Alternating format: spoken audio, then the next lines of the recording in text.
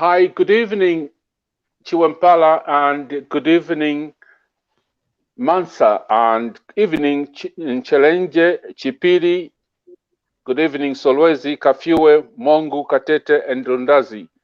Mansa, because I think we are getting a special report from Mansa tonight, and Nchelenge, because we're getting a special report covering the Vice President,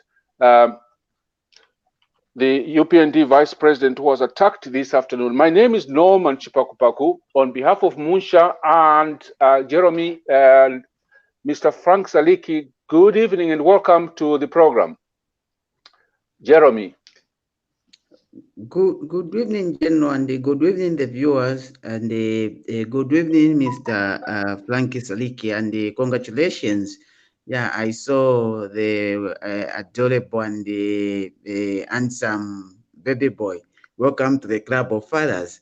Good evening, thank you very much. Kona. Yeah.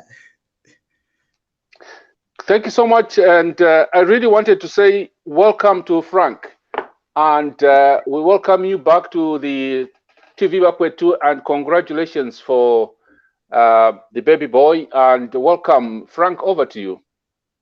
Thank you very much. It's been an absolute, I can say, it's been an absolute privilege. It's been the most wonderful week and a half of our lives so far. We're enjoying it.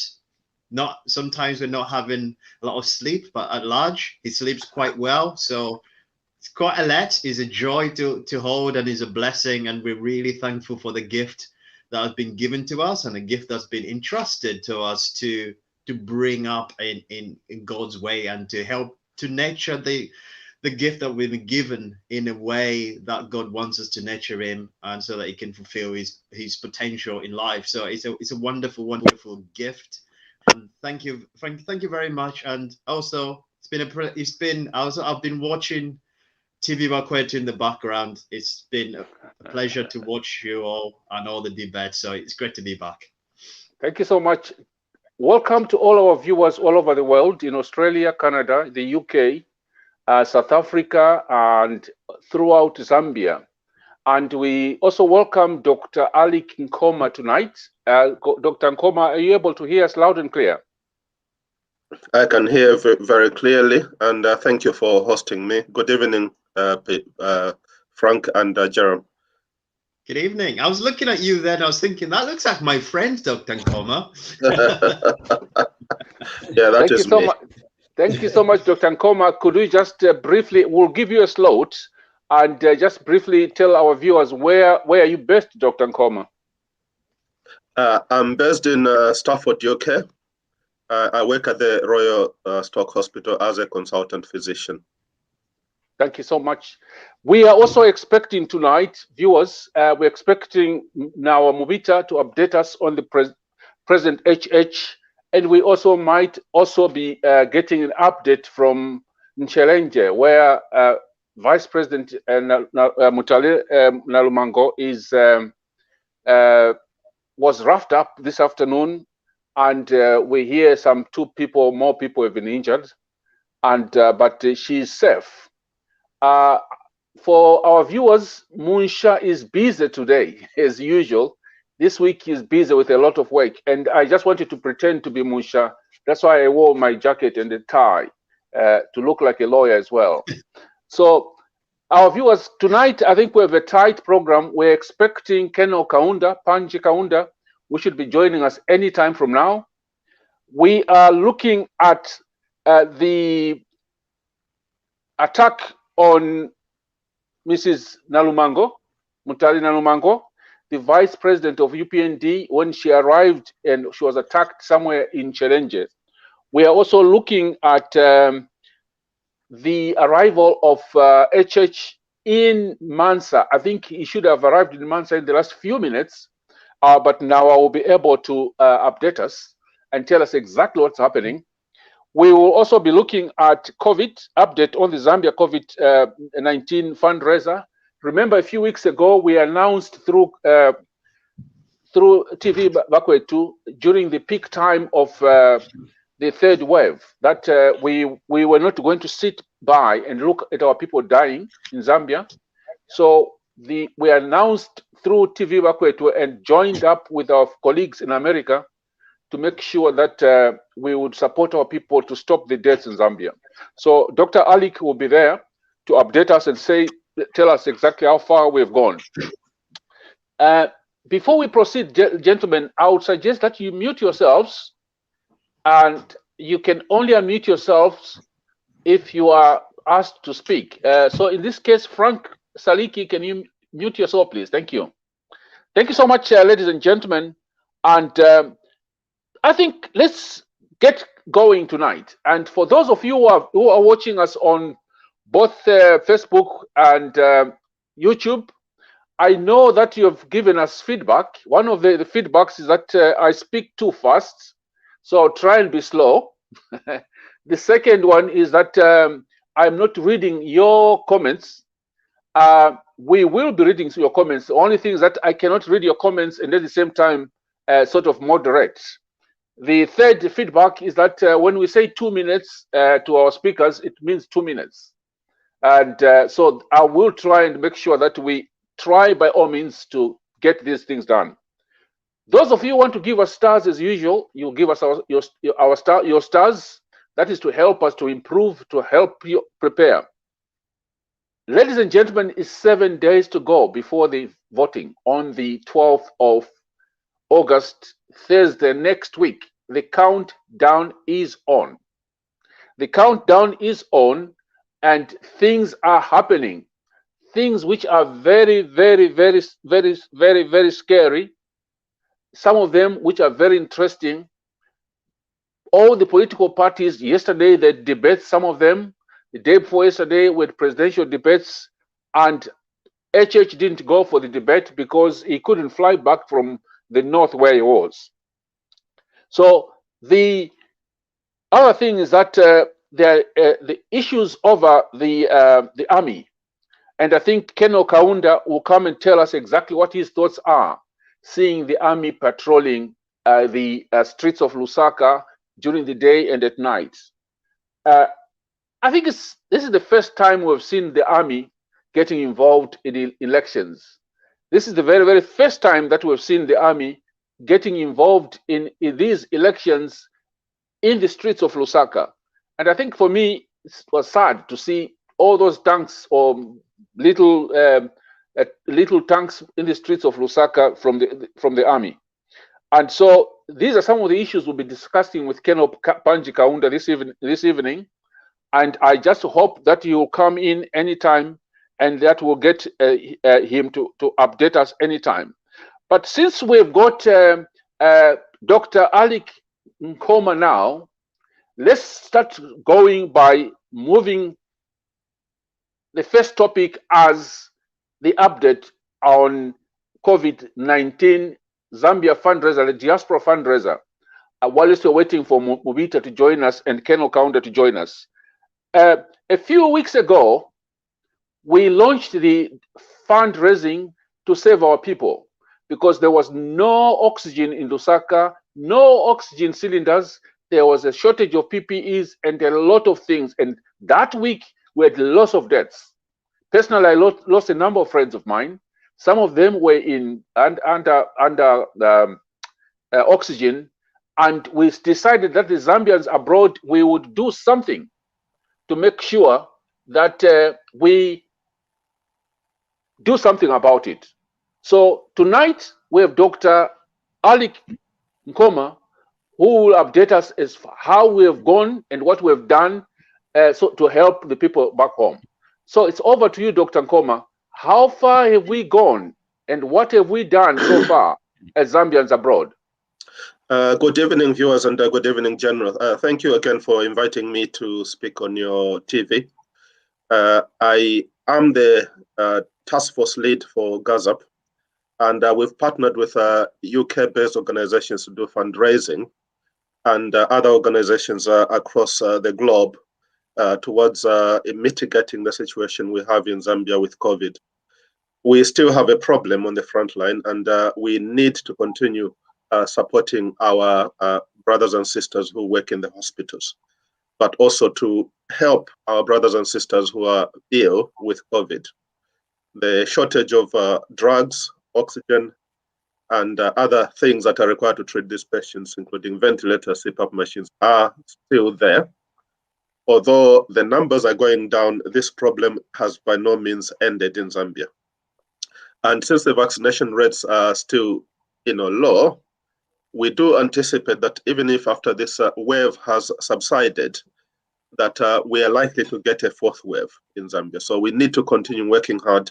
And I appeal to all the viewers out there. Okay, we are in a war-like situation as a country. Okay, and we need to look out for one another. So for your own protection, you've got to look out for your friend in order for you to be protected. So whatever you can manage to put forward, please forward whatever you can manage so that we combine our efforts to help our motherland, Zambia. I'm not a politician, I'm just a simple physician. So I speak, for the Zambian people without any political allegiance. Dr. What we've done, yes? Go ahead, please. Go ahead. So what we've done here in the within Gaza and with our partners, that we have had a TV event and fundraisers which were going straight to the Gaza account. So we managed to raise about $18,000 US.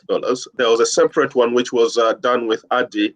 That the target was to raise $25,000, and that has been achieved to ship the container with equipment from Atlanta, Georgia to Zambia. Now, with the money that we've raised as Gaza directly, we've managed to send 2 sets of PPE to Zambia. Some of it was distributed 2 weeks ago to UTH, Levy, and Mainasoko Hospital. There is another, there are 2 pallets that have arrived in Zambia through Kenya Airways 2 days ago, and we're waiting for that to be collected and cleared and then to be distributed to the peripheral hospital. Hello? Some of that money, Dr. Nkoma, just a minute, please. Mr. Nawa, you're most welcome, sir, but can you just mute yourself? And until we call you, can you just mute yourself, Mr. Mobita, please? Nawa Mobita. Yeah. Thank you very much. Go ahead, Dr. Nkoma. Yeah, so I was saying the other amount of money that remained from sending the PPE, we've purchased some oxygen concentrators from Turkey, and that is planned to be sent to Zambia through a partner organization called Airlink. So over the past few weeks, we've been fortunate to work with this US agency, which is going to help airlift things to Zambia on our behalf for free. So that is a plus. And then some of the members of the task force, I would mention Gloria here, managed to speak to a company which provides oxygen oximeters. They've actually donated about 400 oxygen, pulse oximeters to Zambia, and that is through the Anesthetic Society. So that will help with the monitoring of patients in Zambia. And there are a number of concerted activities in both the US and Australia. So Australia through Ozaliwa, led by Cecilia and Tim with the Zambian community, there are also fundraising. They are planning a motivator program where people can link in and donate some money, and then there will be an auction as well of personal items for people towards a collection of money to donate towards this effort. Now, we have linked with the Indian community in the US and some of the doctors there who shared their experience with how they managed to collect and send things to India when they had a peak of this epidemic. So I'm glad to let the viewers that our community in the US will also help to collect this equipment, but we need the money to ship this equipment and put it together to package it. So I'm appealing to all the viewers out there to help us with this effort. That is the update from me, General. Dr. Nkoma, thank you so much. You mentioned an organization, AGAB. Can you just explain what that means? And the second question from me, before I ask my colleagues to ask you a few questions, what has gone to Zambia and where has it gone to? What items have gone? So what has gone are face masks, face shields. So we had a friend who donated those PPE items. The first batch was collected by the Lottery Club of Lusaka in conjunction with their team here in the UK.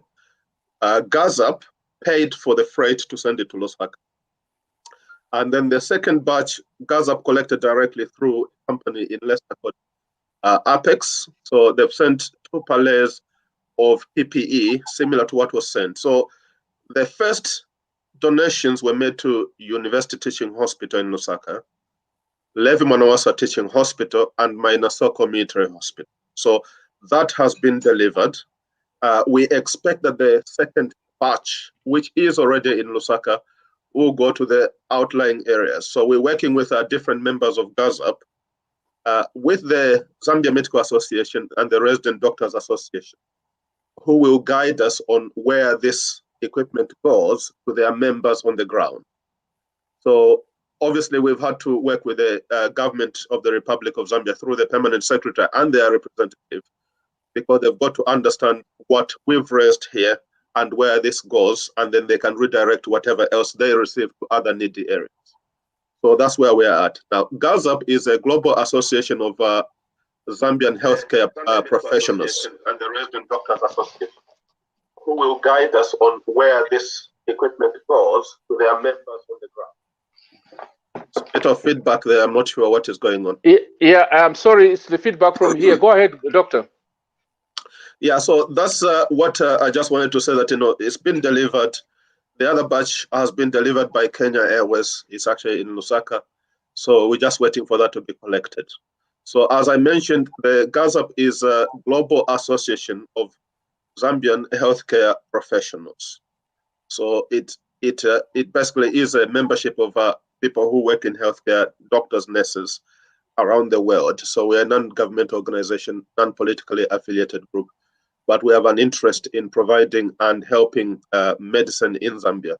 So we just had to get involved in this COVID situation. So our organization existed way before COVID, but we've had to act facing this situation to help our colleagues and the families in Zambia. Thank you so much, Doctor. I know that Frank Saliki, Mohammed Patel, and others in the UK, Dr. Kazila, and others in the UK have been in the US have been very much involved. So I'll not give Frank chance to ask any question. I'll give my colleagues, Dr. Kasonso and Jeremy, to ask any questions. So in case you need any clarifications. But to the Zambians at home, this is the little Zambians in the diaspora can do. We're not just sitting by. We will do everything to try and save the lives of our people. Over to Dr. Kasonso, just for 1 or 2 questions, sir. Thank you, sir. How is everybody doing tonight?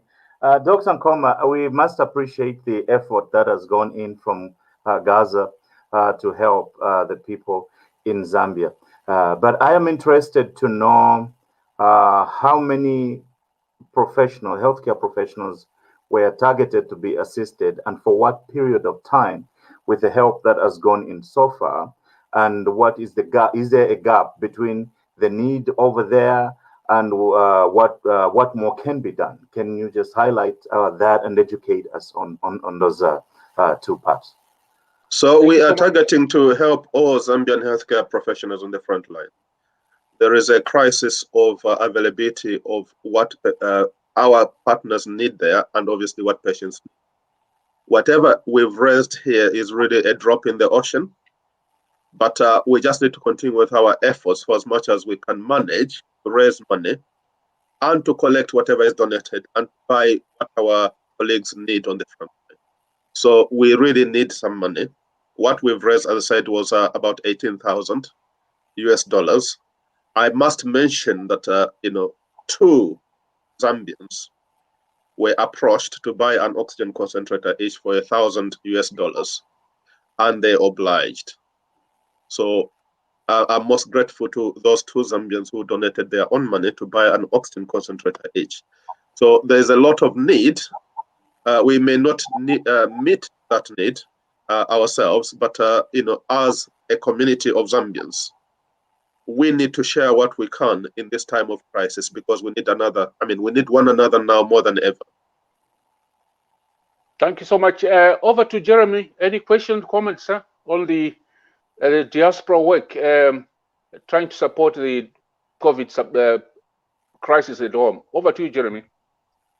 Okay, thank you, General. It's very encouraging to hear what Dr. Nkoma is saying and what the diaspora is doing. That shows the spirit of one Zambia, one nation.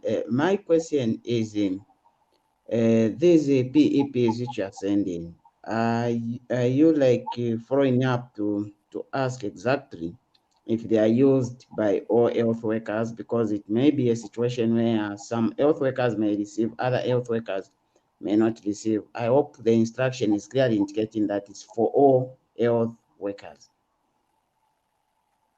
So the instruction, as you've said, is very, very clear. And that's why we've got representation of, members of GAZEP who represent the doctors on the front line. So they know what their members need and what areas are most in need, within the country. So the first batch was small, and that was delivered to the 3 hospitals in Lusaka. But even that is not enough for everybody. It was well received by the different leads of those hospitals. And it was well recorded and delivered by our partners, the Rotary Club of Lusaka. But it is very clear, and we are going to keep an audit trail of where this donation is going directly. So we have our partners on the ground to help us check and to make sure that what is sent is delivered to where it is intended. Thank you very much. Mr. Mubita, in case you've got any comment on the COVID-19, any question, any comments before we bring you in? I'm just really impressed and motivated by all the great work and effort that everybody is doing. And COVID has been really a very expensive pandemic disease, and it has really destroyed a lot of families, destroyed a lot of economic plans, social plans, academic plans. So to hear such levels of interventions, not only from the international community, but in particular from Zambians as well, is really, really inspiring. And we just want to say thank you, whether they gave $1,000, $10, or time and effort. We just want to say thank you to everybody. Thank you so much, Mubita. We just hold on for a few minutes. We'll bring you in very shortly. So, Mr. Saliki, Frank Saliki, you have been involved. What is the address? What is the address in case people want to give some money? Do you have the address, or who should they contact in the UK, in the US, in South Africa? Who would you like to answer that, Dr. Nkoma or Frank? So, because Frank, you have been chairing these meetings. Go ahead. I'll let Dr. Nkoma answer that one. Yeah. So, go ahead, Dr. Nkoma. Yeah. Thank you, Frank and General and everyone I will let else. Dr. Nkoma answer that question. Yeah. Go ahead, Dr. Nkoma. Yeah. So we have a portal for GAZAP. You can so it's www.gazap.org/donate. So if you access that portal, you can actually donate money directly to that. When we had our fundraiser in a few weeks ago, I think we shared a link with Anakazi for people to donate directly to Zambia. In Australia, as a Lewa are collecting money directly on behalf of GAZAP. And then obviously in the UK, we don't have that channel yet, but we're hoping to create a channel where people in the UK can directly donate so that we can claim a 20% tax on that money. But at the moment, we just need to donate to the GAZAP portal. Money goes centrally, and one person oversees how that money is spent while we all do the background work. Thank you so much, Dr. Nkoma. And to all the people who are working hard, the whole team. Go ahead. General. Go ahead, Frank. I can just add to that. I think when we first started, there was this group, and there was a great momentum, and it seemed to have dwindled out a little bit. I think what our people should realize is the pandemic in Zambia is still strong, is still prevalent, and we can't give up now. We have to have the same momentum that we had at the beginning. And for me, the simple things that we did with one of our friends, I said, you know what if we just don't buy coffee when we go to work? What if we put away that £5, that £10? it goes a very, very long way. So it's as the months have gone on, we might feel we've done a lot of fundraising, we've done all we can do. It's a reminder of our nurses who are still going to hospital without PPE. And I was given an example, sending our medical staff to a hospital in the middle of a pandemic without PPE is like sending a soldier to war without arms. So it's going to save lives. It's going to help so many people. Anything that you can give will go a very, very long way. After we finish the video, I will put a link. I will put the Gaza link that people can donate in the comment box. Anything that you can give goes a very, very long way. I'll just give you a short example. £9, £40 will buy an equipment that will save a life. It's sometimes it is as cheap as that to save a life. So anything that we can give to help our people back home. Thank you so much, Frank, and thank you so much to Dr. Ali Kinkoma. And I know that our viewers are following us. Some of them are saying thank you so much for the good work in the diaspora. My appeal to the diaspora all over wherever you are, in the US, in Canada, Australia, Germany, and please try and give some money. Let's save the lives of our people. And remember, these things are going straight to the health workers in Zambia. They are being monitored. There's a team which is monitoring in Zambia to make sure that these things are not sold in private clinics or in pharmacies. So thank you so much, Dr. Nkoma, for joining us. You are still allowed to stay on, Dr. Nkoma, and listen in, comment if you've got the time. And if you've got the time, please join in. Just make sure that you are muted. Ladies and gentlemen, we have Mr. Mubita. Mr. Mubita, we've been watching your movements. We've been seeing the negotiation skills of HH. We are also watching the harassment of the vice president. We've been seeing you in Chipili I think an hour ago. Tell us what's happening with HH and what you are calling the FACA pressure movement. Where are you? So we thank you very much again. I was really enjoying the show with your amazing panel of guests. It's so heartwarming to see people putting effort into change.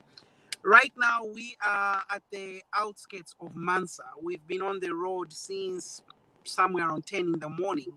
So practically for the past 12 hours, we've been on the road.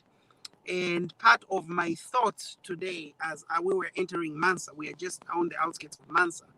Part of my thoughts were, if only HH was given helicopter licenses or permits to fly, today we could have covered more than we have covered. But then again, we have no permits. But nonetheless, you saw earlier today when we were leaving Kasama, police blocked us.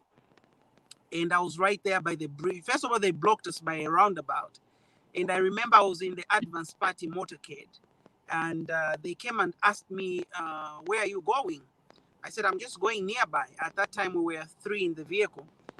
And they started searching my car. And when they went to search the boot, I said, let me go and check so that they don't plant anything.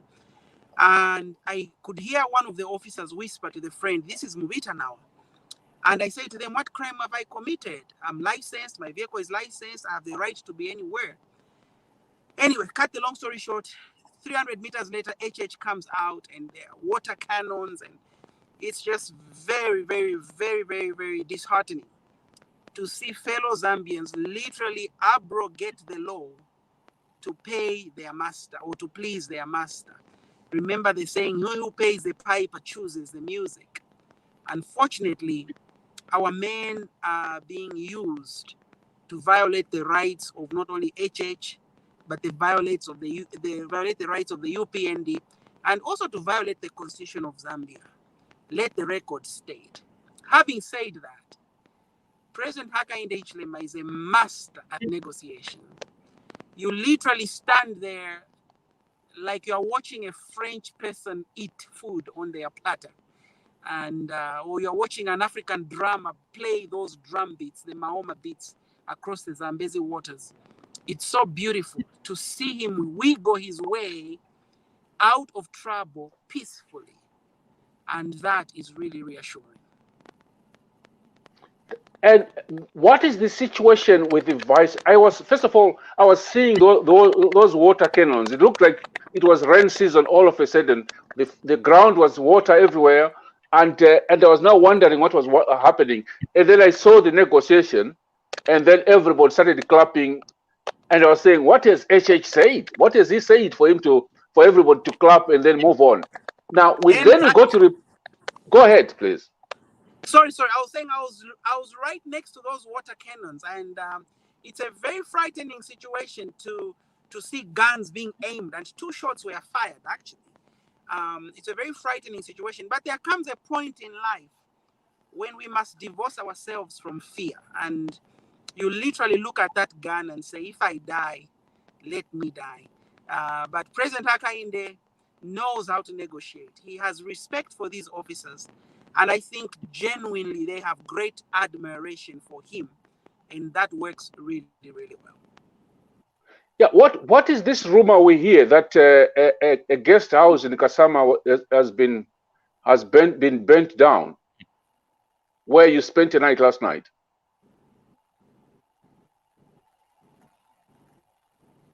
Hello, Movita? Hello, Movita? Ladies and gentlemen, we have a technical problem. I think the internet, as usual, we got reports in the morning that I'll be with you shortly. we got reports in the morning that a guest house had been burnt down. How true is the story? So the owner of the guest house where the president stayed and most of the staff stayed was in our entourage. And when we were somewhere in Mungwi, we could just see him reverse. And the leaders we were with said his vehicle has been burnt down, one of his vehicles at the guest house. So what happened was when we left that guest house, Patriotic Front cadres went to the guest house and attacked the people at the guest house and burnt one of his motor vehicles. Fire was about to spread to his actual guest house, but apparently there was intervention. But yes, one of his motor vehicles has been burnt, and it's really a sad situation. And then later on in the afternoon, we got reports that Vice President Nalumango had been attacked, and that some people had been injured. We then got a statement from KBF. What is the latest now? What has happened to Vice President Nalumango, and where is she? We did brief President Hakainde later today in the evening on what was happening in the camp of Vice President Nalumango, and I was on the phone with Vice President Nalumango's camp as late as 20 minutes ago. The Vice President is okay. She is okay, but her team is not completely okay. And I don't really want to say much. I would like the spokesperson for the Vice President to issue statements later on.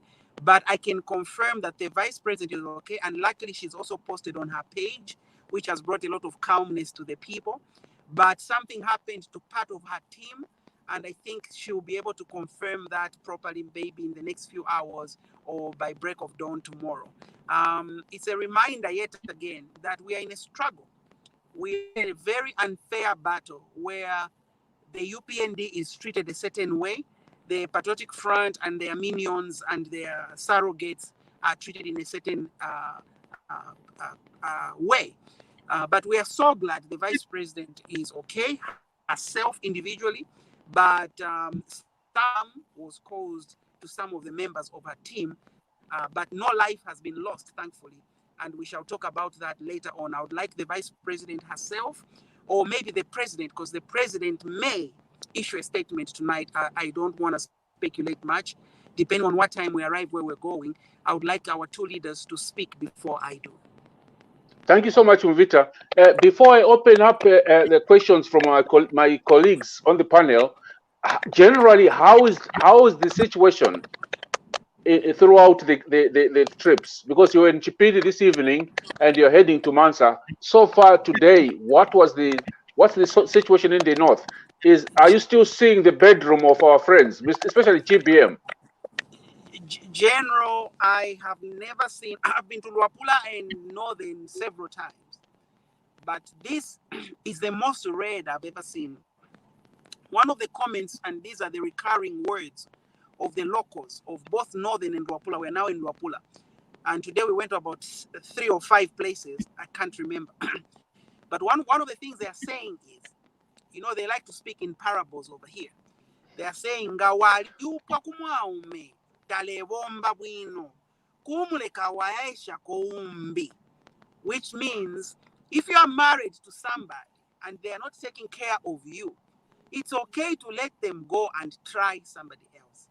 And to see the young ones, the adults coming to the road to greet HH the way they greet him and to see their passion, it's mesmerizing. By the way, I was here in Mansa 3.5 weeks ago, 4 weeks ago, when President Edgar Lungu was here in Mansa. I was here. And to see the reception President Hakainde takes and receives, you can understand why they are jealous of this man, because you almost can't tell who is the opposition and who is not. People are ready for President Hakainde to lead this nation. And people are saying, they are saying, Twa chula pafula. We have suffered enough. We are ready for change. Well, before I ask my colleagues for comments, there is a comment here from Luwumbe Chipulu. He says, Team Fakani pressure, we are almost there. Don't worry about the last kicks of a dying horse. That's one of the viewers, Luwumbe Chipulu. So let's move on to question time. Gentlemen, strictly 2 minutes today. I've been given warnings by our viewers. 2 minutes, questions or comments. Let's start with Jeremy in Luansha. Thank you, General. General, I was asking, maybe I'm seeing like Dr. Nkoma is, maybe we are troubling a lot since we are now talking politics. So Yeah, I thought so. I thought so as well. Dr. Nkoma, if you're not comfortable to talk politics, please, you can leave us anytime. yes, you can go But you're a Zambian. You need to know what's happening in your country. When the country goes on flames, you will still want to go back to Lundazi. So if you're not comfortable, sir, please just leave us. But we just want to say thank you so much for the good work you're doing. No, thank you for hosting me. I love my country, and I just pray that peace will continue to reign in Zambia, and that we'll have a democratic event in the coming few weeks. So I wish our political leaders all the best. We just need to remember that we are all Zambians and we need to live in peace. I will switch off my camera and I will listen as much as I can, and then at some point, if I need to leave, I will leave. But thank you again for hosting us, and I'm thanking you on behalf of Gaza. Taonga Chomene Akuluvani, Taonga Chomene doctor. That's one of our good doctors in the UK. Taonga Chomene. Over to you, Jeremy. yeah. Comrade, now, how are you? And how's the northern? I'm well, Honorable Jeremy. Yeah, thank you. I was I wanted you to confirm or tell the people of Zambia, because I was saying to say PF is nowhere now where they can say that they have a stronghold, but what they have, their stronghold, which I think they were supposed to have, is Southern Province, but now CK has insulted the people of Southern, meaning that this time PF has no stronghold. Please, can you confirm and tell them, the members of the public who are foreigners, to say that Luapula is no longer the bedroom for PF, as the way they try to put it. No wonder we are seeing President Edgar Lungu running up and down. Please, can you confirm? I think that's all I have. Thank you, Jeremy. I think the PF probably can't even spell the word stronghold anymore. I don't think they know what that means.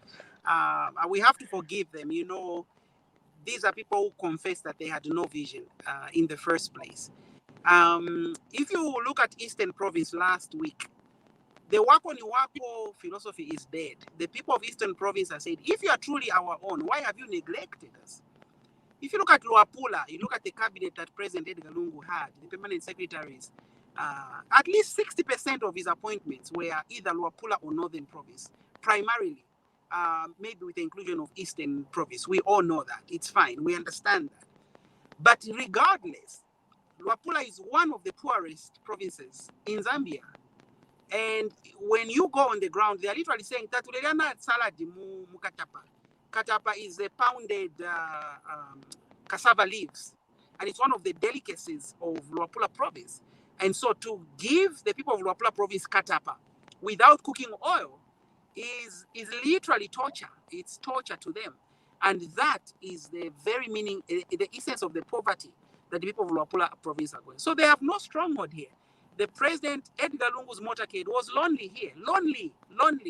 I mean, I've never seen a president move that alone. And that's the reception the president is receiving all across Zambia, from Kitwe to Chip. No one is cheering him on. And it's really sad that President Lungu will leave the stage without anyone clapping, other than Chishimba Kambwili and all these people who are truly beneficiaries of the inheritance of the PF, but not real Zambians. There is no Zambian who is enjoying life right now. Okay, over to you, Frank, because I know Dr. Go ahead, Jeremy. Go ahead. Yeah, comrade. Also, please, my request. Please remind the people of Luapula and tell them to say, with those fake medication or rotten medicine and condoms that came, we are the first one to receive that, and we are the first one to be given those counterfeit medicine without compensation up to today by their person who claims to know, like, is the father of Luapula, that is Dr. Chitaruchirufya. Please, can you emphasize that to the people of Luapula to say this man wanted to kill the entire Luapula population by supplying drugs that are rotten or that are toxic? Thank you. Okay, before you respond, Mobita, there's somebody who has got a microphone on. I'm not sure whether it's our technical staff. I can hear some typing, somebody typing on the background. Please make sure that you mute your microphone, please. It could be our technical staff or somebody else. Make sure that you mute your microphone, please. Okay, thank you so much. Over to you, Frank. Kimazi wani mo nawa. Kimazi wana wo Franco. You don't have to tell me the details of this, but as we can see with the elections coming up, the PF have got a strategy, and really they know that the country has opened its eyes, and they know they can't be trusted. The country have watched them and they've failed. So the only way that we've seen their strategy, they've tried to divide the country up by sending Chishimba Kambwili and GBM to do tribalism. And the other way that they can win is probably by rigging votes. And you don't have to give me the details to this, but is there a strategy that you have at the moment to protect people's votes so that the people's choice is protected? Thank you, Frank. Thank you for that brilliant question. It's very important to remember that the fundamental starting point for prevention of rigging is voting for the right person. Because even voting for the wrong person is in itself rigging, because the definition of rigging is an altercation of an original state into a modified state. So you're supposed to have a good quality leader. You therefore vote for a cheap quality, visionless, non-ethical leader. That in itself is rigging, self-deprecating, self-destructive rigging. The second way to prevent rigging is to make sure that when you are in the ballot box that day, in the polling station, and you're about to vote, make sure that number one, your ballot papers are stamped at the back with the and dated August 12th with an Electoral Commission of Zambia stamp. Each one of the 4 ballot papers, presidential, parliamentary, local government, and mayoral, make sure they are stamped. Number 3, within that, make sure you mark an X on your preferred choice. I know we don't like Mr. Lungu. Don't mark on him as a way of canceling him. No. With elections, the X is your actual choice. And lastly, make sure you do not mark or write anything on the ballot paper. So that's number 1 fundamental way of ensuring that the rigging is prevented. Having said that, there are a lot of things going on, and I like, Frank, your admittance that I'm not able to go into a lot of details, but I could share one detail that I think every voter must be interested in. As a voter, you are allowed to come back to the polling station and stand within 300 to 400 meters to keep vigil. That is very important, that we should return to these polling stations and keep vigil so that the polling station monitors, when they are done counting the ballot papers, we ensure that we keep a record of that, we video copy that, and that we make sure there is no violence at these polling stations. And that is one of the ways that the public can participate in avoiding and prevention of rigging. The other things, backdoor, backbencher, things that the party has put in place, unfortunately, I'm not able to discuss those, but I believe that the party has done extraordinary work in ensuring that even details such as internet connectivity are not neglected. Okay, I know that we have said that every voter is a campaigner for HH, and they should also protect the vote. I think we cannot leave it to the UPND team only. All the voters, protect your vote. That's the key message. Over to you, Dr. Kasonso. 2 minutes, sir. Thank you, sir. We want to thank you first, and the president, Tim, and all the foot soldiers involved in this battle. This must take a heavy toll on your persons, sleeping in the bush and fighting for this cause. We want to thank you for your courage, and we want to congratulate you for what you're doing for the cause of this country. Before I ask you a question, let me also talk directly to the people that you're now meeting, because I grew up there. That's my mother's group. I'm one of the people. Mwena wapula intungulushi ya isa intungulushi elo utungulushi ubutule fwaya domba mwana mayo kuchinjo uteko. Intungulushi ya isa kabiye ni muye muyikumanye in mass, in large numbers. Na vice president ni mwaya pele. Kabiye ni muye muyikumanye tungulushi mulande na nkwe mumwebe nefi muleka bilamu buteko ububule isa. Elio pa 12 muka fume mumabumba. Ukuyabika katinya kakwalesa mubalefo okuchitariga ama elections muka yevote chinkupitina abantu abengi ukweba chinjo ubuteko bwansala no bupupu tubike po ubuteko bwalondoloko bwingafu abantu muka fume iloma soshi mu manso momonse mu masanfia monse mwakesa pitakateka mufume mu mayanda muye mukumanya muye muposha muye musengelela muye landa na nkwefe mukabira nefyo mulefu ayecha chitungululwe. With these movements that you guys are making, and clearly we have seen this aspect of the election where there is a wide acceptability of HH leadership from our people who speak Ichibemba. And what is he telling them? In the closing, can you ask our president also to include the message that is the only person who has the knack and the capacity to bring the whole country together again as one Zambia and lead us to the promised land, to overcome the poverty in the families of Wapula province and in Sanfia, in Mansa, in Nchelenge, in Kaputa. Can you tell the president to include in his closing remarks to the people ukwebati eshile mukukolonganya ichinkupiti chonse pamonga kachema wabona okuti twanumba kuyatoloka tufinye pobuteko bwabaka bwalala. Your comment, Bonawa. There's no question there. It's just a comment. Well, it's a lovely comment. May I also add that the president's Bemba has improved tremendously. So I think Dr. Counsel, you've done a wonderful job. If you are part of the tutors of the president, he's doing really, really well.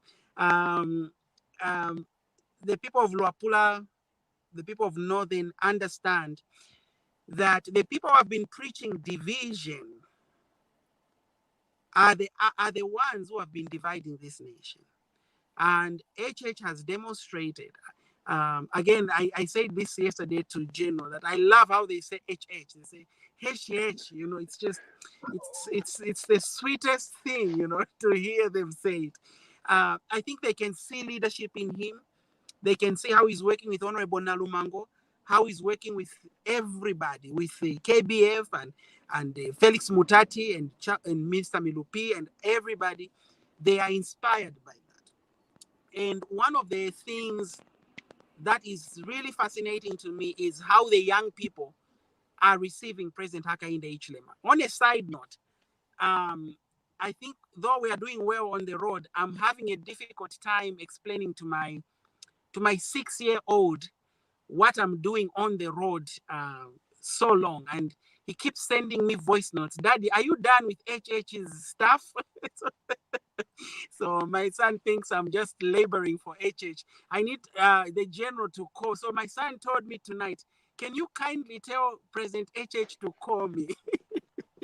No, I will call him. I'll call him on behalf of the president now. But other than my son, the young people of Luapula, the young people of Zambia, they are so excited by this leadership of President Hakainde. No wonder they call him Bali, because they are identifying with philosophies, with his style of leadership, with his humility, with his love for people, his stamina, by the way. He's a very strong man. I don't know how he stands in that van for 12 hours in the sun.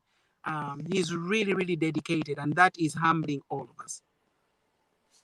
Thank you so much, Bonawa, and thank you so much, my colleagues on the panel. We are going to watch. We were very worried. I think the whole country was worried about Honorable Nalumango this afternoon. You are assuring us that she's safe, and I only hope that the other people who have been, whatever has happened, it will be confirmed tonight. I was just checking her page. It's not yet updated. And we are also grateful that the president is well. We saw the water cannons. We saw whatever was happening. And we are just reminding ourselves to say it's only 7 days to go, Bane. It's just 7 days to go. It's no longer 6 months. It's 7 days to go. So we're appealing to all the voters, all the Zambians. The first thing is, let's keep calm. They will continue harassing us. They'll continue harassing HH and everybody. Unfortunately, we might lose some people because these people are violent. There is no message from PF anymore. Even if you watch Kambwiri on TV, wherever he is, you can see his demeanor is not, he knows what is happening. His body language can tell to say he's getting irritated because the message of tribalism is not reaching, it's not really being received by anybody anymore. In fact, it's doing more damage for the PF. So Bonawa, we would like to say thank you so much. We know you're on the road. If you want to listen to what else we have, you are free to stay on and join us. Ladies and gentlemen, we were supposed to be joined by Colonel Panji Kaunda, the firstborn of our first president. Unfortunately, I don't know what has happened. We wanted to discuss what his take about sending the army to support the police. He's not here. I will not just leave this topic without discussing it. I just want to give you my view, and then I'll open it to the panel. This is the first time that the Zambia Army has ever called to be involved in elections. First time in the history of our country. And And the statement which came from there's a general from the army who's responsible for public relations and community engagement, says that the army is not going to be there to harass the people, it's there to serve the people. There's a difference between the army and the police. The police is a law enforcement agency. The army is to protect Zambia from external enemies or for any emergencies. I don't think we've got any emergency here. 2 people died, which is very, very unfortunate. But remember, last year we had 52 people dying. The army was not called out. So there are 2 things happening here with Zambians, our viewers. Some people are very, very scared that the army might stop people from voting because they'll be scared. Some people are saying, actually, no, it's a good thing to have the army because they'll put the police in their place, and so that they will allow voters to go and vote. One of the strangest things I heard this afternoon from one voter in Lusaka says, this voter is going to go to the polling station on the 11th at 19 hours to go and sleep on the line. That was the most bizarre thing. I've said, look, I want to make sure that I vote. And not to be threatened, I will be at the polling station by 19 hours. Whether the police stop me, whether the army stop me, I'll just tell them I'm going to the polling station. So, ladies and gentlemen, what do you think is happening? Especially you, Jeremy, who's in Lusaka. Since yesterday, are you seeing any more movement of more soldiers? I know that a lot of soldiers are being told to move to different areas. Are you seeing any movement? After that, we can bring in Dr. Kasonso. What do you think? And then finally, we'll sum it up with Frank. What do you think is really happening with the army and the police? Jeremy, over to you. Thank you, General. First thing, today in the morning, I was listening to the spokesperson for the police. That is, should be Madam Katongo. Yeah, she was saying to say, yes, there was a shortage of manpower in terms of police officers and in terms of people policing the activities that are happening, especially these issues of the elections. And the police have written to other institutions whom they work with, and they said they are going to release their people. So it's not that the police have failed to handle the situation. She refused that we have not failed to handle the situation. And now coming in with the issue of the army, it is not upon her or the police saying we have failed, no, but it's upon now the president to call and tell the army to say, can you come in and help out in the situation? But in that situation, again, she further mentioned to say, yes, we may have 1 or 2 glimpses here and there, but the fact which is there is we are also ready to do the policing for the elections. There is 2 schools of thought which is happening actually with the army. Some are saying they are okay with that. Even myself, I've said it, I've got no problem with the army. And the others are still saying, no, we have a problem with the army. We are scared to say maybe they may start beating us or so, such kind of thing which are happening and which people are talking about. In terms of movements, army have just been in Lusaka, that is in Kanyama, Chawama, should be Mandevu, and other areas in Lusaka, not other parts of the country. I've not seen the army on the Copper Belt yet, but we wait to see what will happen probably next week. We don't know yet what other instruction the army have, but we are going to know the other instruction once as things unfold. Currently, we don't know. But I may also stand with the statement from from what the spokesperson for the police said in the morning on the OTFM, where she mentioned that they have not failed. Yes, the police have not failed, but they have been made to look like they have failed because of other instructions that they are receiving, which they are not supposed to execute, and there are a lot of tension and pressure coming from them. Like you were saying, General, here, we are saying that the Vice President, Madam Nalumango, our Iron Lady, she was arrested and our team members were also detained and all that.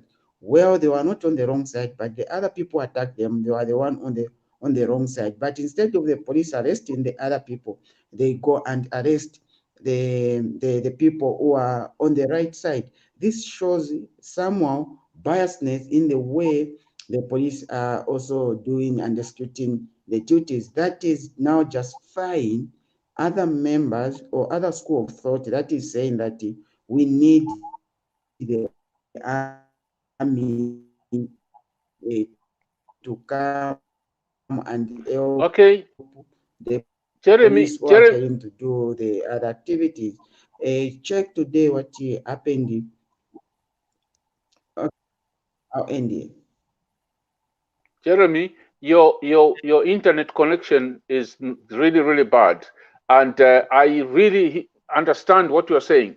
That the police still think that they've got everything under control. But the biggest question is why, if they had everything under control, why was the army brought in? What do you think, Dr. Kasonso? Thank you, sir. General, you did well in the beginning to explain what the role of the army is. And you also told us point blank here that the army's role is really not been used in elections, in elections. But I'm an observer and a student of the happenings around African politics and just the way the PF does things. The PF is always fond of this. They like to send two messages. Here, the police, according to Brother Jeremy, are saying we can handle the situation. But the commander-in-chief, Mr. Lungu, clearly said, no, because the police can't handle the situation, now I'm releasing the army. So those are two messages from the same government. So don't trust the cops or the soldiers on the road. They are not friends of the people, and they are not there to carry out a particularly noble cause. Remember Uganda. Youth man soldier. They were uniformed in barrack military soldier attires, and they were beating up people on the street. So the idea of bringing the army and the equipment and putting them on the street borders on three things. One, the incompetence of the commander-in-chief.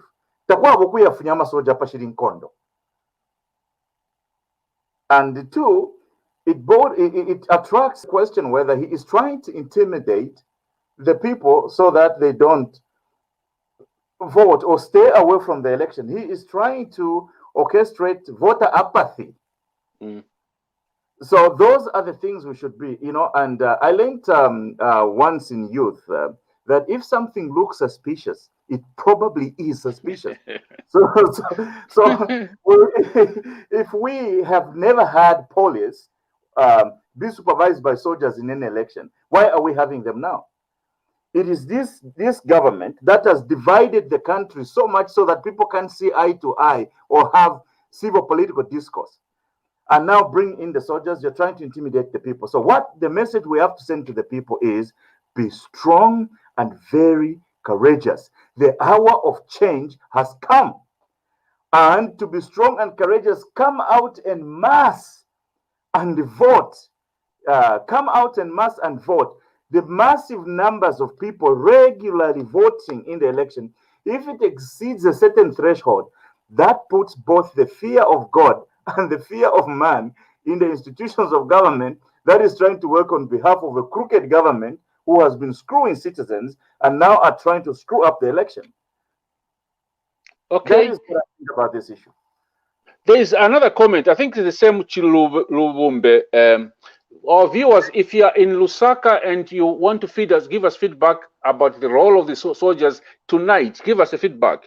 Lubumbe Chipulu again. It says the soldiers are mostly in what they are calling hotspots, such as Chawama. I drove past Chawama just tonight. It was really quiet than usual. I could see. I don't know whether I could see some soldiers. Whether it meant to say I couldn't see some soldiers, but it says these soldiers are mainly targeting Chawama, the hotspots. So if you're in Lusaka, our viewers, let us know what is happening with our soldiers. Are they patrolling at night? During the day, what happens with soldiers? Now, before I bring in Frank, let me just give our viewers some sort of historical perspective here, because Dr. Kisonso has talked about Uganda. And I also refer to Zimbabwe.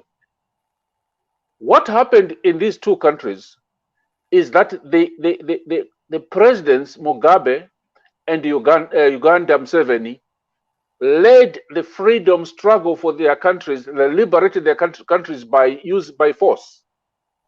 And they created an army which was loyal to Mugabe. The Zimbabwean army was loyal to Mugabe, and it was loyal to the ZANU PF of Zimbabwe. And in Uganda, when they toppled Amini, the whole army was split.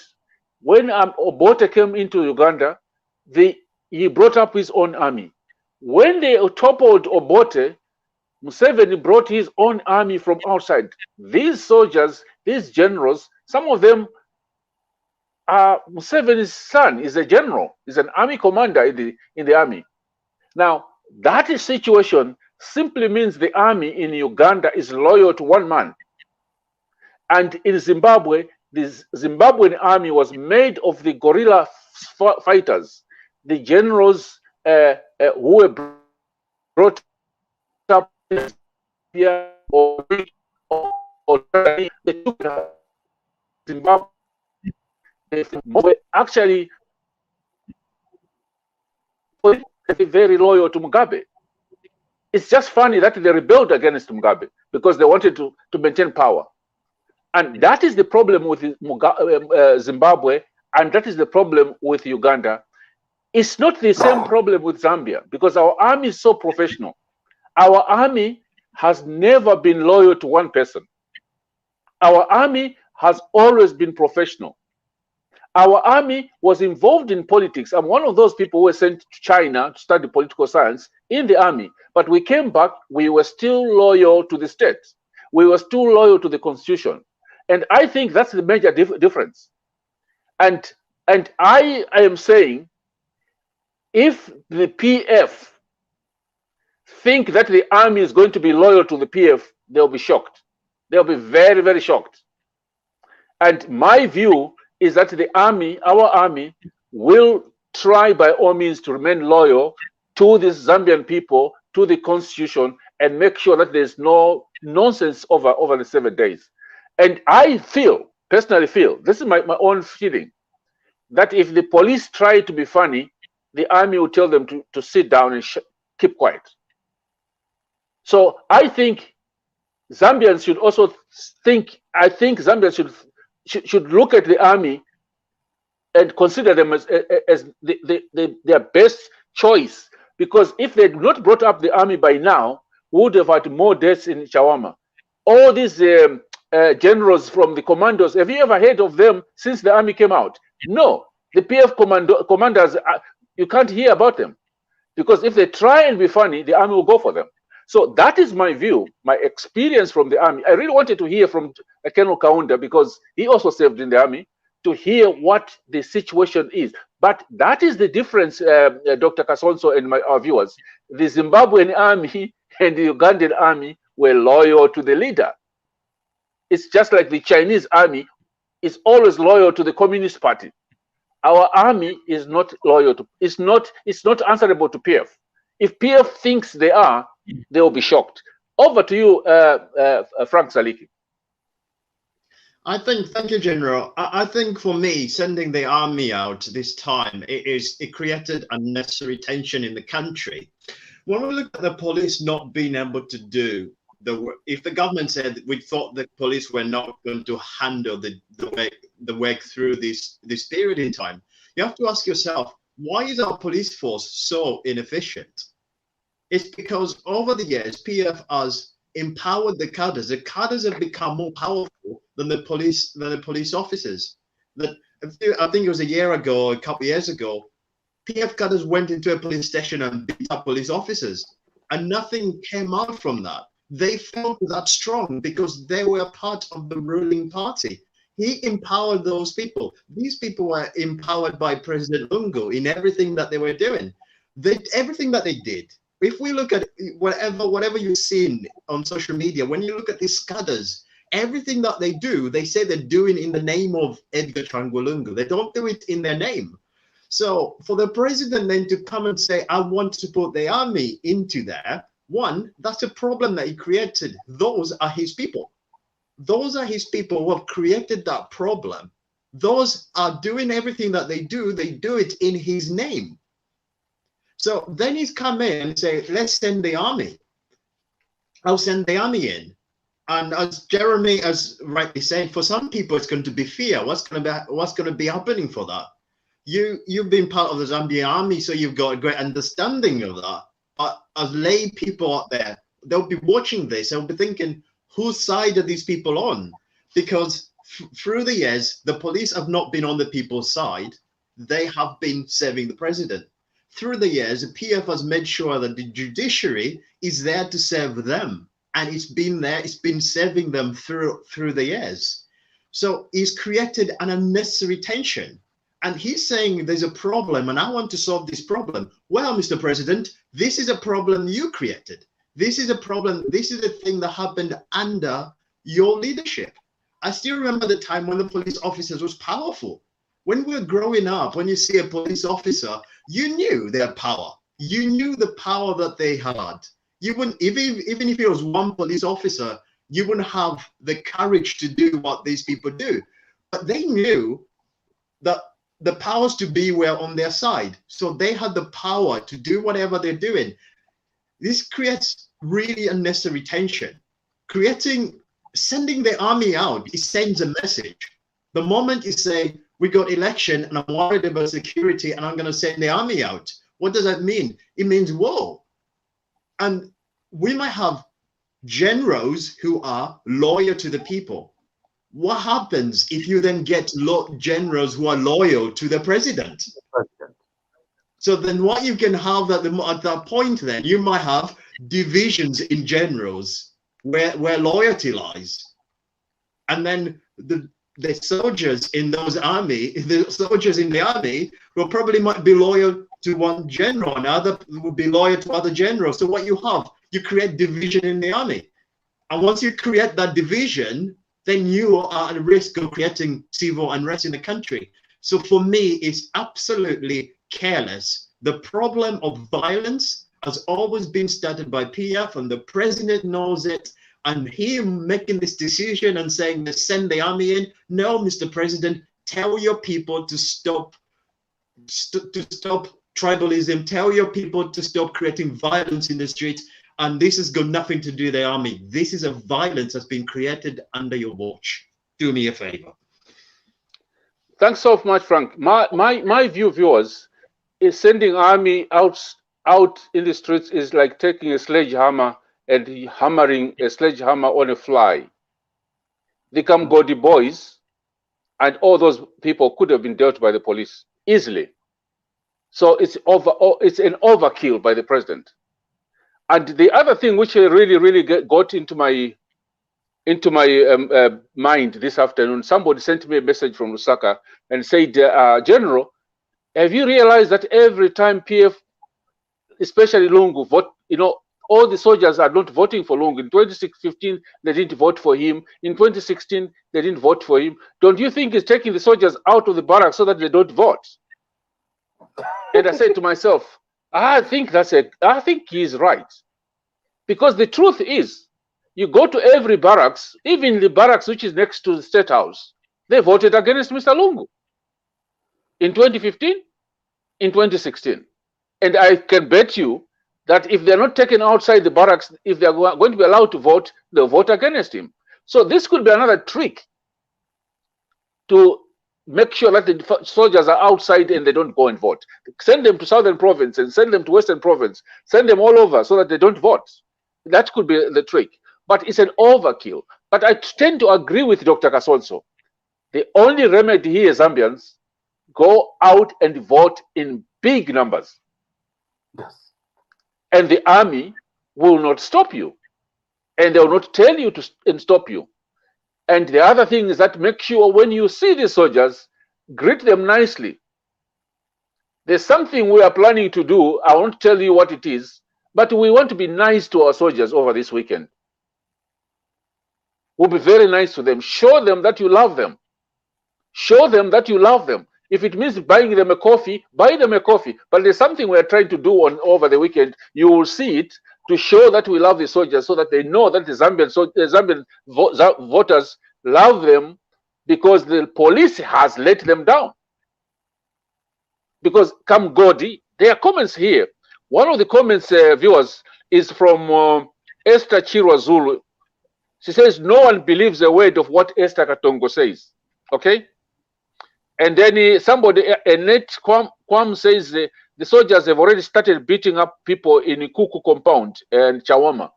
I don't know how true whether this story is. And Peter Lenga, he says, I'm on my way home. I saw 3 big tanks along Kabwe Road near Impala. The people around that felt intimidated. So the issue of intimidating voters, Dr. Kasonso, could be right. And Solomon Kabize Chombe says, are the army scared of the Kamugodi intercity barracks?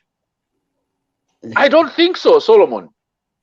If Mr. Long orders them, they will go and flatten Kamugodi. They will go and clean intercity. You only need 1 unit of the commando unit to do that.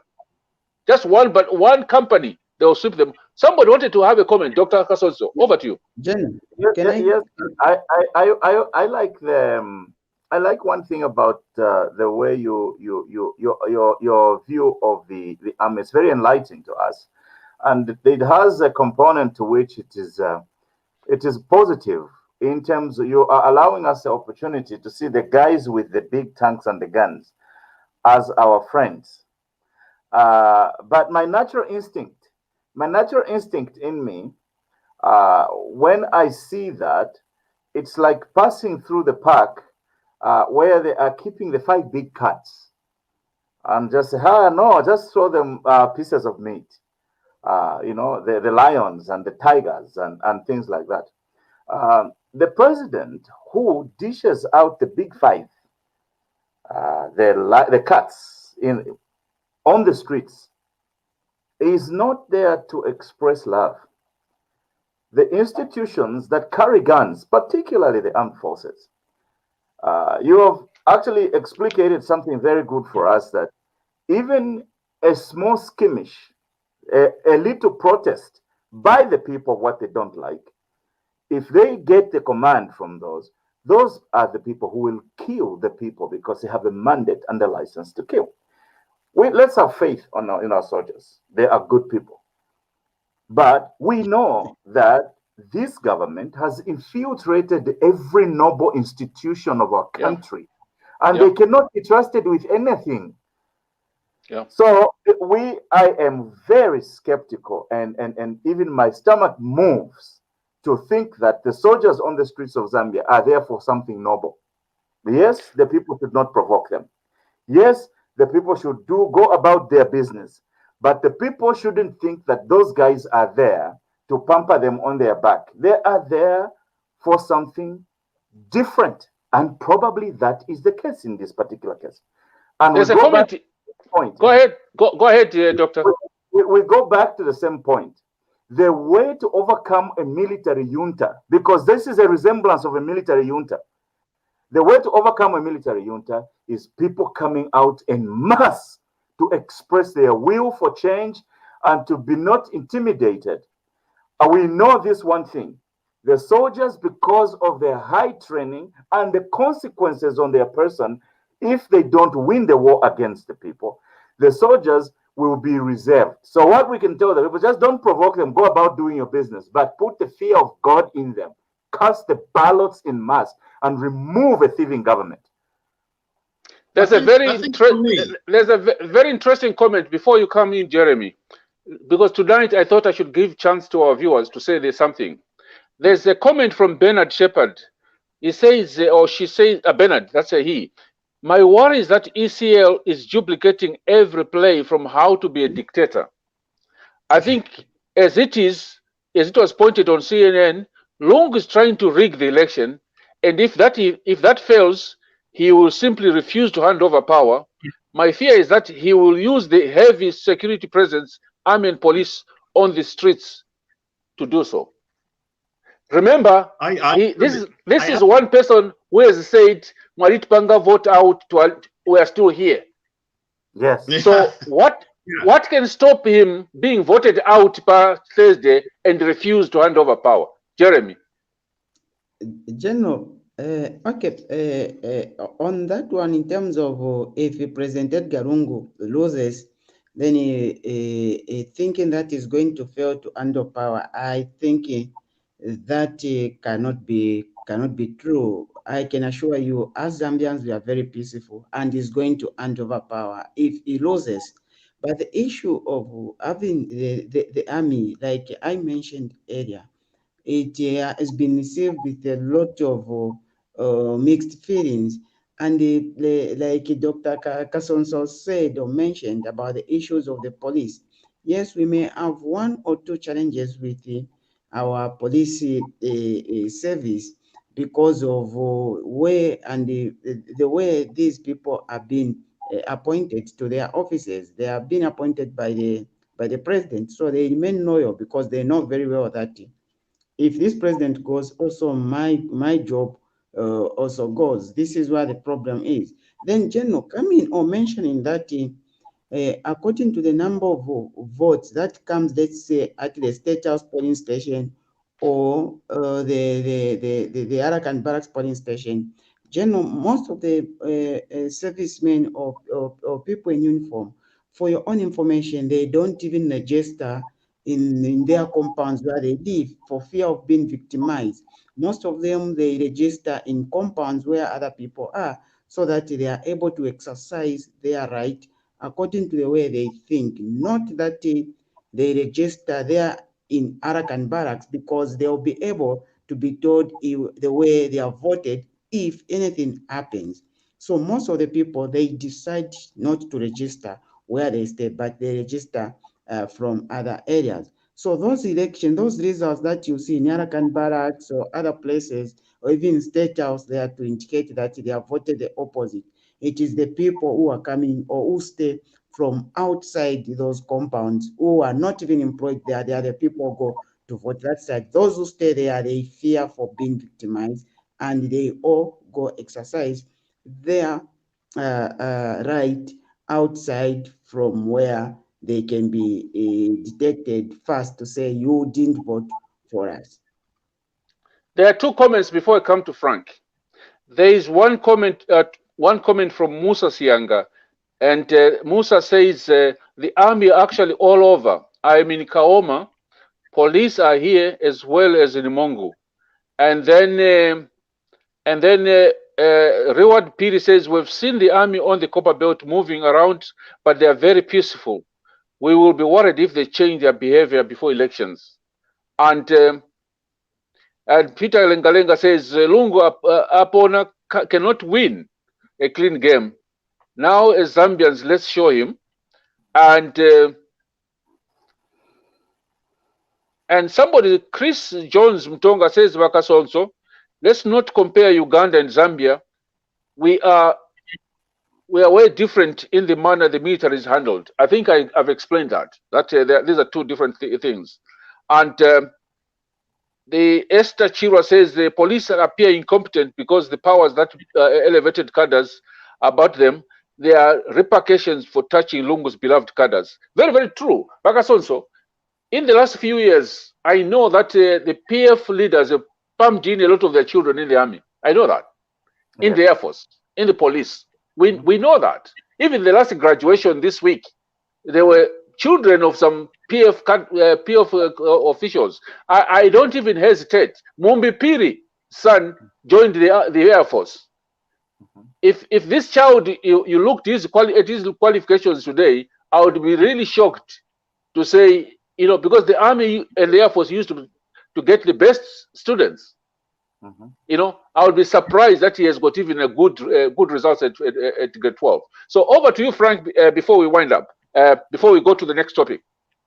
This issue of the army. for me, it's quite interesting, because why I'm so skeptical about the army for me is, so the momentum at the moment in Zambia, the way the momentum is moving, and the last strategy that Lungu uses is, I'm going to send the army on the streets. For me, that tells a lot. That tells a lot, because you think if it's chaos, probably chaos prevails, PF wins, and they cause all the chaos. But obviously, he doesn't want it to say it's all the chaos because we won the election because of the chaos. He wants to be seen to be doing something. But there are people who are getting orders from him as a commander-in-chief. So for me, that is very, very significant. And for me, it takes away something that is so powerful, being able to go for elections. For me, elections is a period in time where people get the power. It's our power to choose our leader. And once it creates that tension, it doesn't feel that democratic anymore. So if we then have to ask ourselves a question, where have we gone as a country if, when it comes to do one of the most democratic things in the world, being able to vote, we need the army on the streets to make sure that people vote? What does that say about our country? And sometimes when the leaders make these decisions, it's easy to be skeptical. It's easy to support, we need the army in there, and there could be two sides. But we have to look at what that really says about our country. Have we gone the other way, that we're not that peaceful at that country anymore, that we need the army in the streets? What happened to the time when people, despite what political parties, I remember in 2001 when everyone was voting, I remember my parents and their neighbors and everyone else were different political parties. They went to vote, they came back together, they were still chatting together and talking about who was going to win. There was that democratic element to it that say, I can vote who I want, it's my choice. At the moment, there's this element of you have to vote who you want for, and we're going to have control over this so that we can win the election. So for me, seeing the army on the streets, it doesn't give me comfort. It makes me sad. For me, it's almost a sign of there's that peacefulness that we've always had going away, that we're seeing the army in our streets.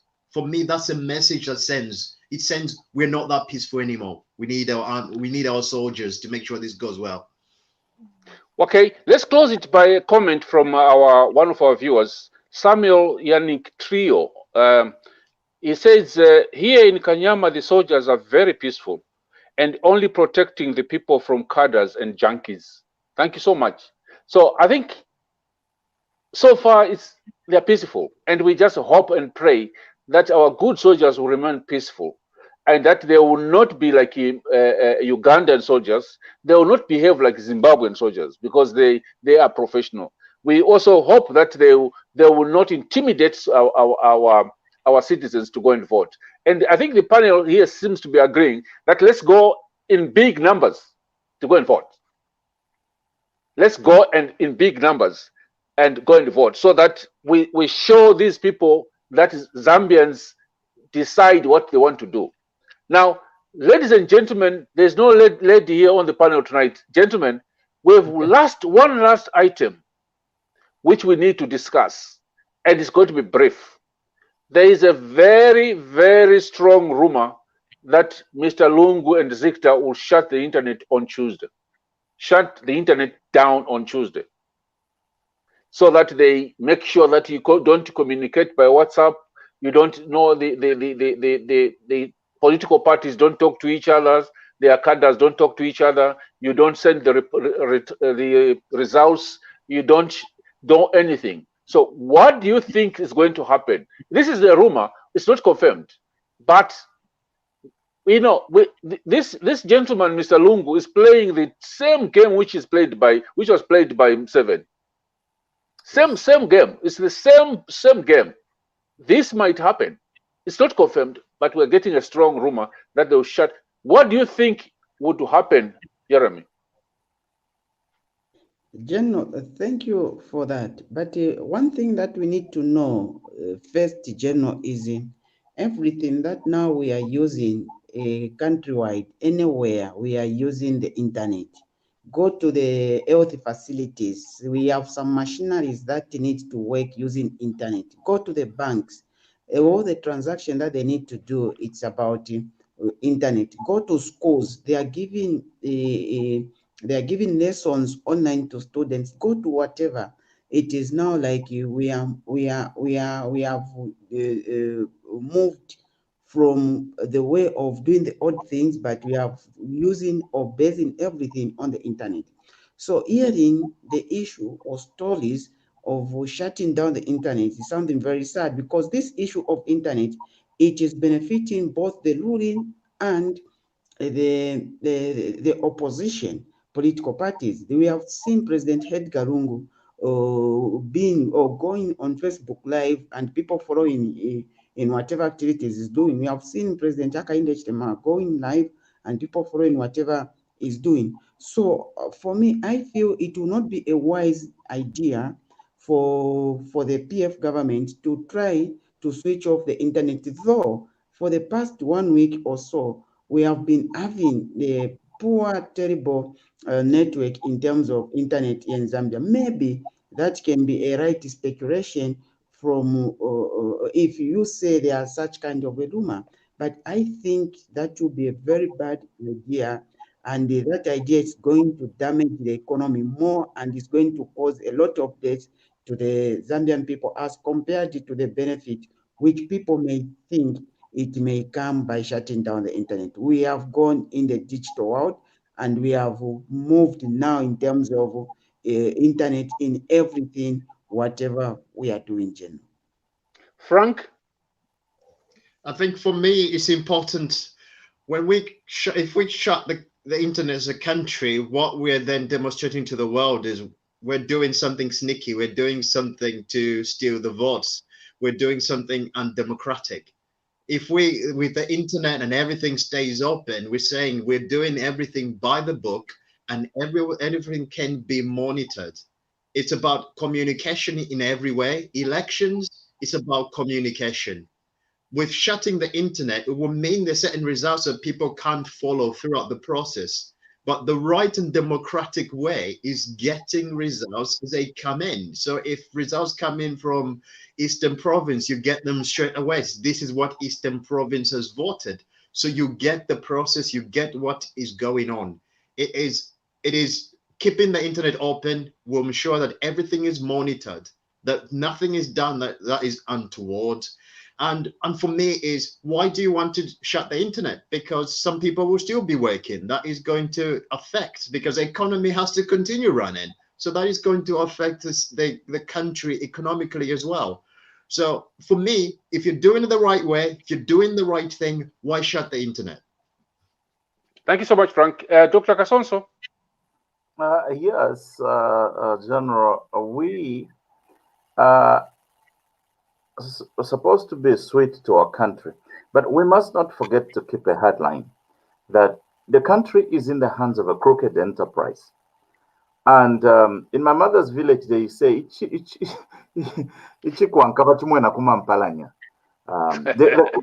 concept of that is that you can observe a pattern of behavior and liken it to something to know what it is going to be and the outcome. So far, what we have seen, we are headed.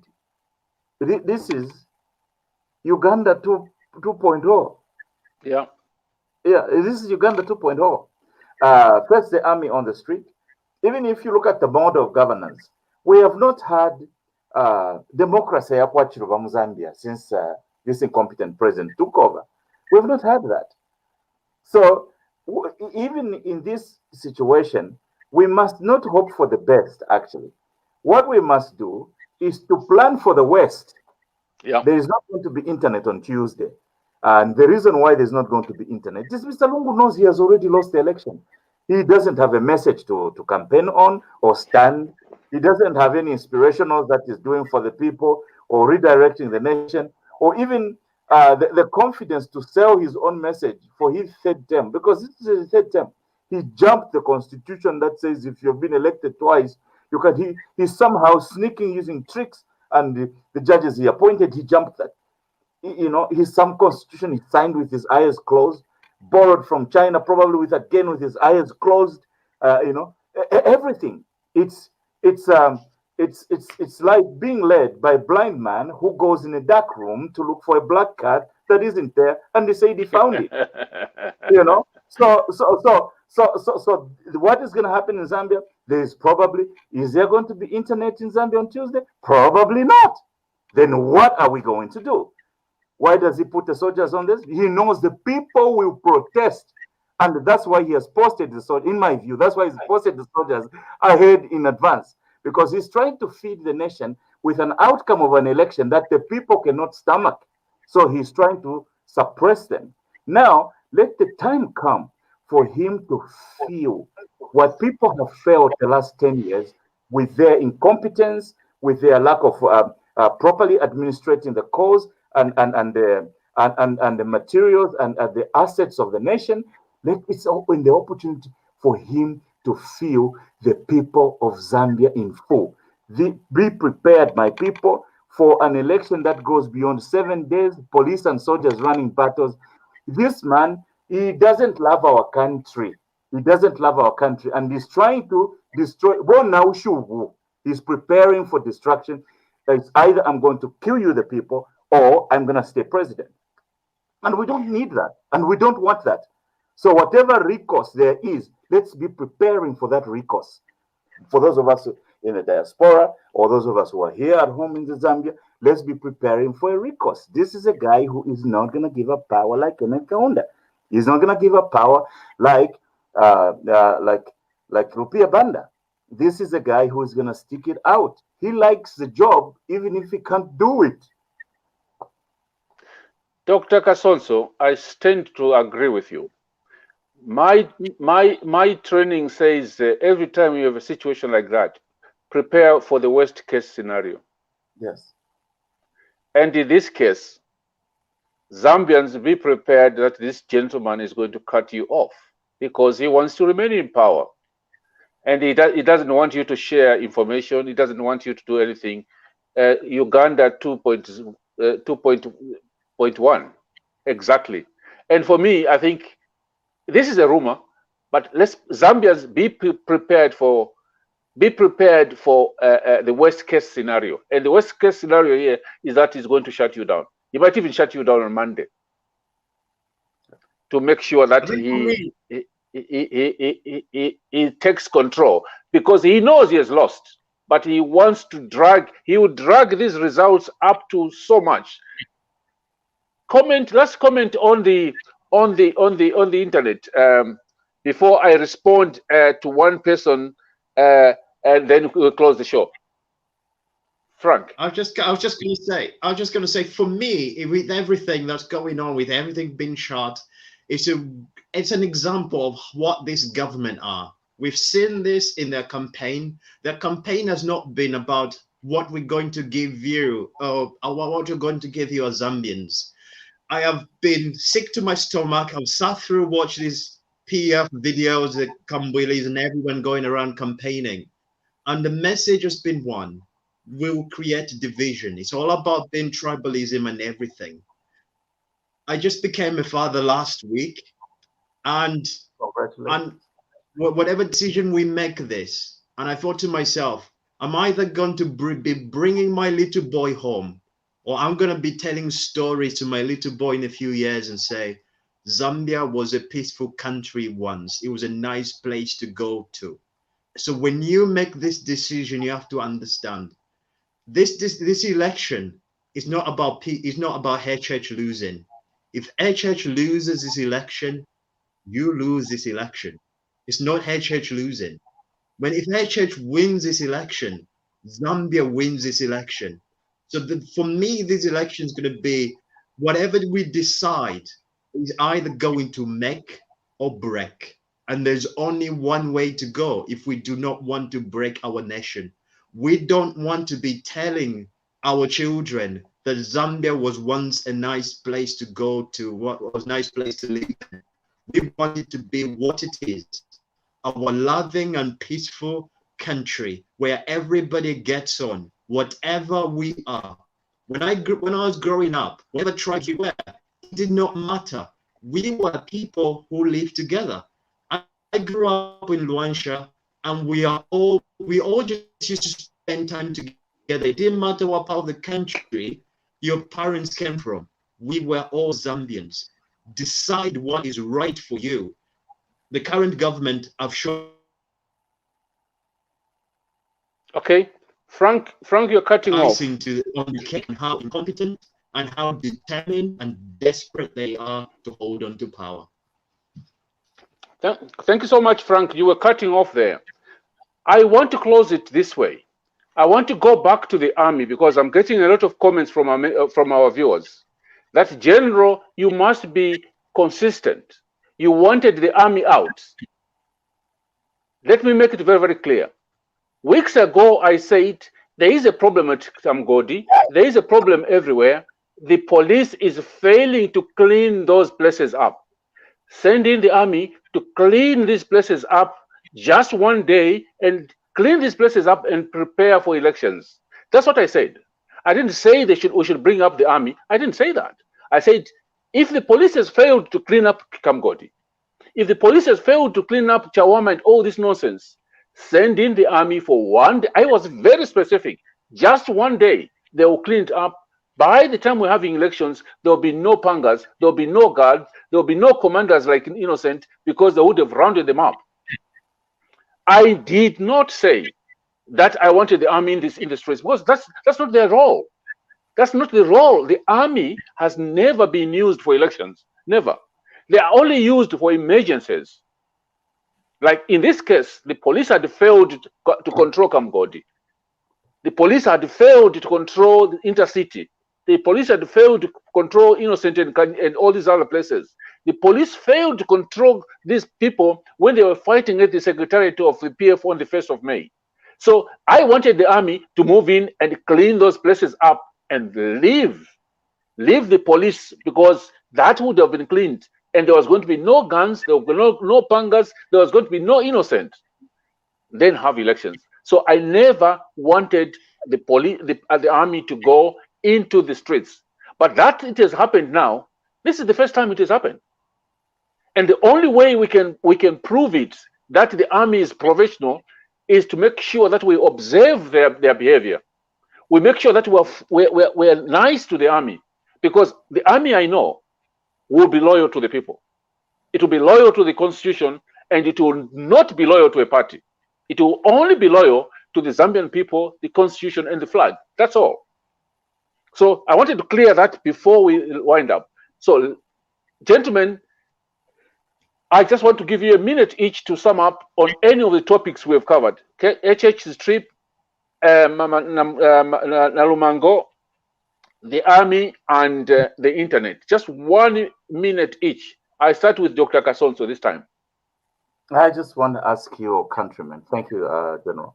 I want to thank your countrymen to pray for our country, and all of you from every corner of Zambia to step out and go and cast a vote en masse. Be strong and courageous. Elections don't have to have these tensions that we have. It's because there is a fear of those who hold the power. They think that they're going to lose. But it's okay to lose an election. It's okay to lose an election. We have a country to live in, and we have a future to build together. Let us go in mass and change the government in the Republic of Zambia. This government has brought shame to us professionals who work in the diaspora. That's why you don't even hear many of us side on them on anything, because what they have done to the economy is unheard of. The nation has sunk in a crisis of debt that they cannot resolve. And if you, the children of the people in PF, you love your country, also vote for the opposition. Thank you. Thank you so much. Over to you, Frank. Your summary, 1 minute, sir. For me, it's very important. We see what the government has done. We've seen how HH has been stopped from going around while all other people have been going around in the name of COVID restrictions. It's everyone in every country, everyone has got the power to go and send the message to the people. And what we have seen is the government deliberately trying to stop an opposition leader from sending their message, particularly HH, whilst they're sending other people around.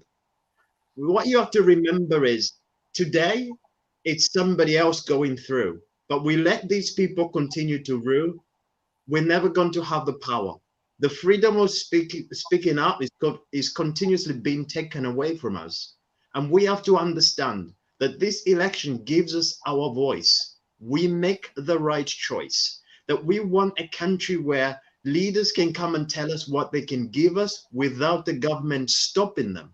Because every government has got a right. The government can tell the people of Zambia what it's going to give us, and let the opposition also tell us what they're going to give us as a people of Zambia, and let the people make a choice. The government should not try and influence the people. It should leave the people to make that choice. So when you make this decision next week, remember, it is for the future, not just for now. The future of your children, the story that you're going to tell in the future, which is going to be important. The right choice. We make the right choice. We create new opportunities and a better Zambia for us all.